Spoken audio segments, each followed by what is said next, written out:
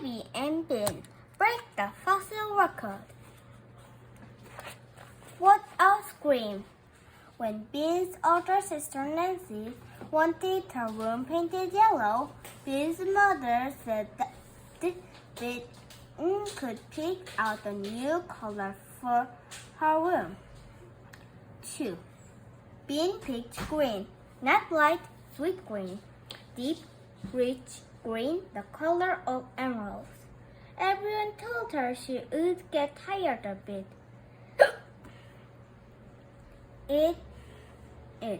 But she hadn't. Ben loved her room. It was small and cozy. Her bed was in one corner, her toy box in other, her dresser in third, and best of all, her basket chair was in the fourth.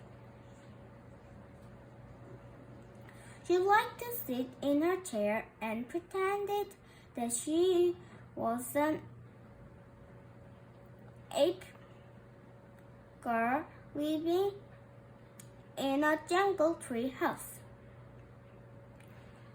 What a mess. She had made a lot of pictures of jungle animals and stuck them on the wall. The best was the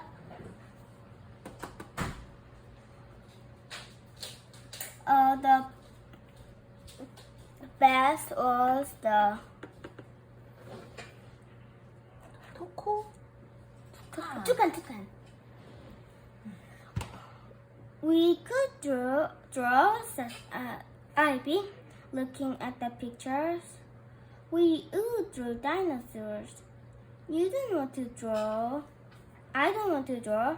I want to break a world record, said Ben. Don't you? Ivy shrugged. Not really. Seems like a lot of work for nothing. I don't want spoons all over my face. But then you'll be famous, said Ben. But I don't care if I'm famous and spoons on my face. If I'm going to be famous, I want to be famous for something important, like Marianne. Ben shook her head. Spoons would be fine with her. But spoons were taken. Ben stared at the green wall and tried to get an idea. Ivy lay down on Ben's bed and tried to imagine finding on the third.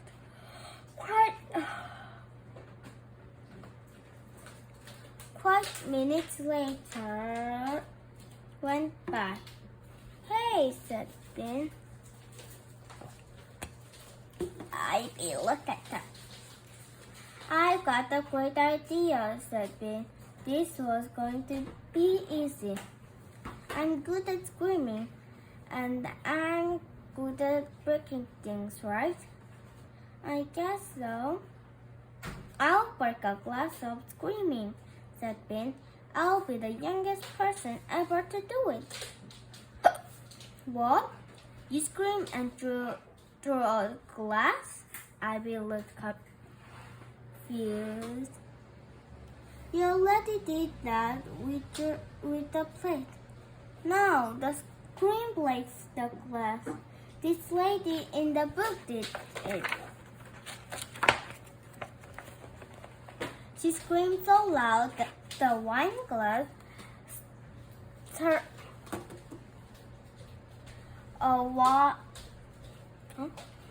a wine glass shattered, but she was old. I could probably scream louder because I'm young. I'll be a record breaker. Breaker. That's a good record, said Abby. That'll be fun. She bounced a little on Ben's bed.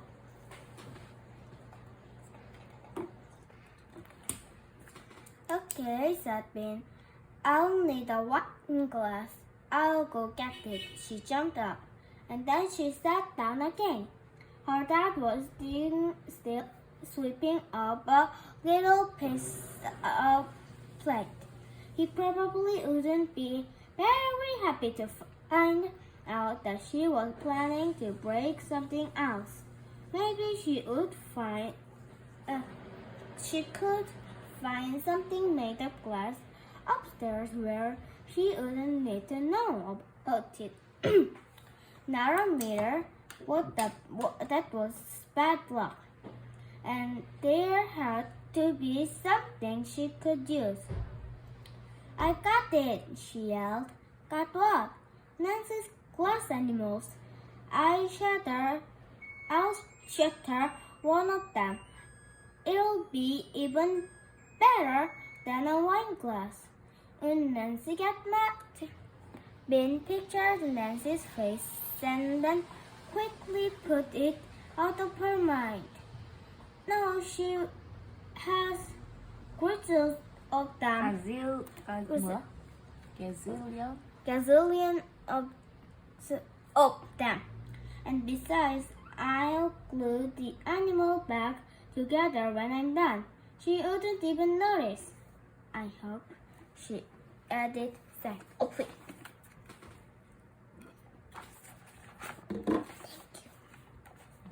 Ivy went on spying mission down the hall past Nancy's room.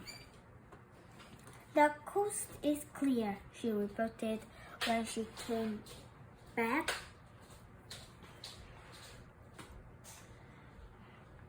She's not in her room. Okie dokie, said Pin. She took a deep breath and headed for the door on spark quiet tiptoe. Nancy's room was very organized. All her books were neatly arranged by color. Her yarn of knitting was rolled into tight balls. Her friendship bracelets were laying side by side on her dresser, and her glass animals were lined up in two long, straight rows across the top of her bookshelf. It was like a glass animal army. Nancy had been collecting them since she was 5. She had plain china cats and dogs and turtles, the kind that you can get at the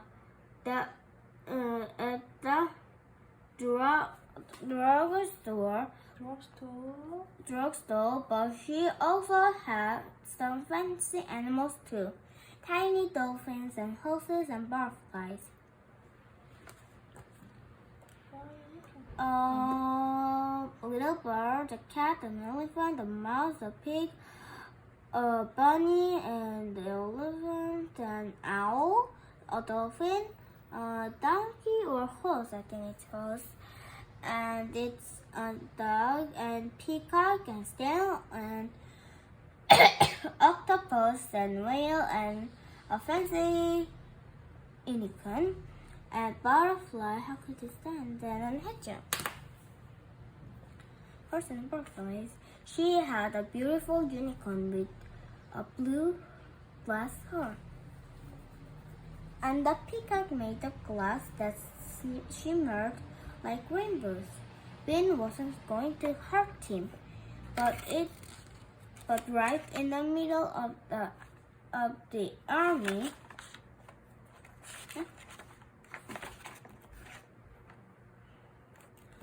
was a gloppy-looking octopus with 8 squiggly legs.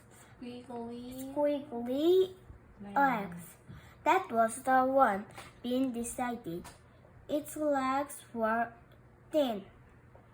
Then that would probably pop right off if she gave a good scream, and they'd be easy to glue back on. Nancy would never have to know. Bean grabbed the octopus and stuffed it down her shirt. Just to be safe, she tiptoed back to her room. Got it, she said, setting the octopus on her dresser. She took a few short breezes to get in the mood and looked hard at the little octopus. Its floppy head dangled on one side. Prepare to die, she told it, and turned her mouth. Then she paused and looked at Ivy. You might want to cover your ears.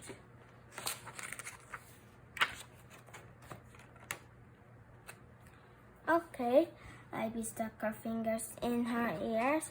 Bean screamed as loud, as high, and shattered as she could. Ah! The octopus just sat there. It didn't even crack, so Bean screamed again. Ah! Louder than she had ever screamed before. But even through her scream, Bean could hear another sound. It was the sound of her father running up the stairs very, very fast. A second later, he burst through the door. What? What's the matter? He shouted. His face was whitish gray. Ben stopped screaming. Nothing, she said. What's the matter with you? Watch your tail, Mary Annie. It was called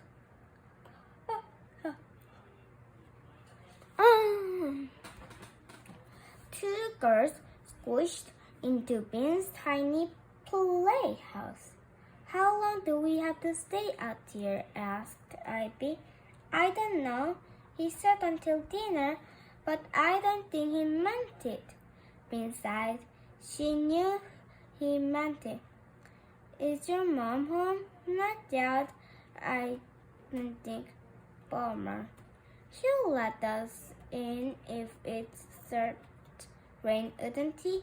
Yeah, but I don't think it's going to rain, said Bill, peering out the bitty window at the sky. Mary Ann used to go outside hunting for fossils in the storms. She didn't mind, said Ivy. She built her own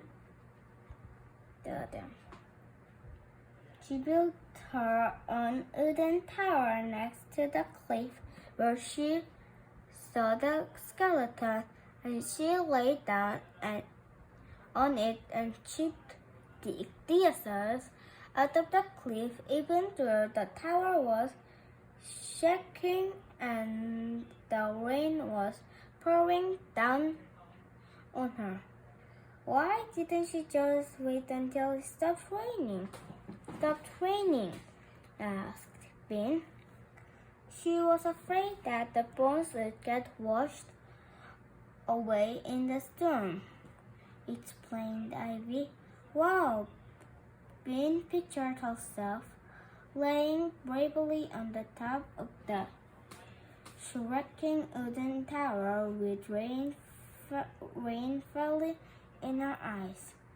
It took her a year to get the whole body out, said Ivy. I did chip, chip, chip, a tiny bit at a time. "Oh, ear," yelped Bean. "Didn't she get bored out of her mind?"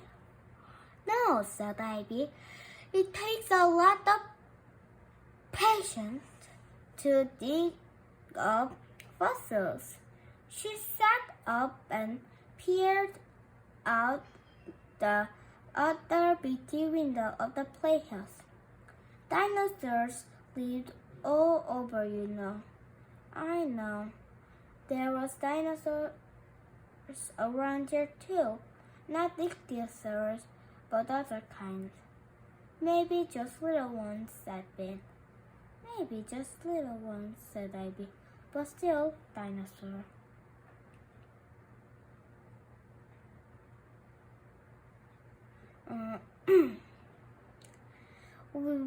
We've always liked those little ones with the deadly claws. I've always liked those little ones with the deadly claws, said Ben.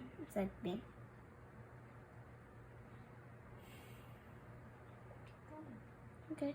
Mary Anning found fossils right on the top of the ground, but sometimes they're buried deep in the dirt. We might have to dig for a long time before we find one. "That's okay. We're patient," said Ben. She was beginning to get it. "Where do you keep your shovels?" said Ivy. Ben loved to dig. She shoveled, flashed, and dirt flew the air. Soon there was a nice wide hole next to the trampoline. Ivy kneeled beside it and ran her fingers through the dirt. "We have inspected every bit of it," Ivy said. "She even slivers of bone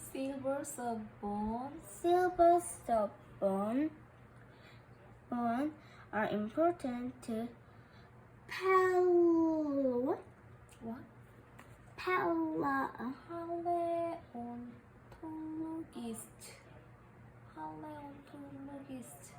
paleontologists."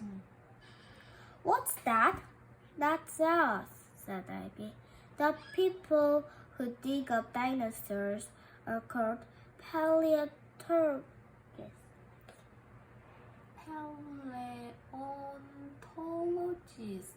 Yes. Okay. "Cool." Ben felt cheerful. She loved to crunch up her shovel as it went into the earth. She loved hurling the dirt behind her without looking. "Whee! Hey, watch out! You got dirt on my hair!" "In my hair!" cried Ivy. "We're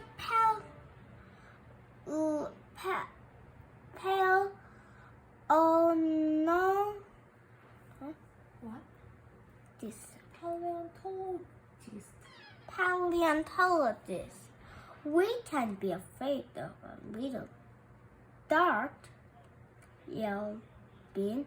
The hole was almost 2 feet deep, and the dirt was getting darker and wetter. She floated a big chunk of it over her shoulder. "Ouch!" Something bounced off of Ivy's head and landed next to her knee. She picked it up, brushing away the moss that was stuck to it. What was it? It was about as long as a hand.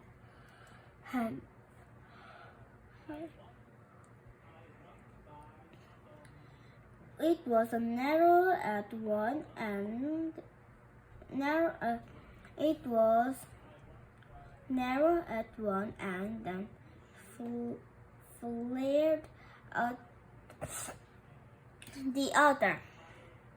It was a grayish brown. It was a bomb. Bean! Ivy gasped. Look it, I got one. Look it, I got one. Bean's shovel crashed to the ground, and she rushed to Ivy's side. Ivy handed her the gray-brown bun. Bean started at it, and when she gave a long whistle, and then she gave a long whistle. Watch your tail, Mary Anning, she said. We're here. Here we come.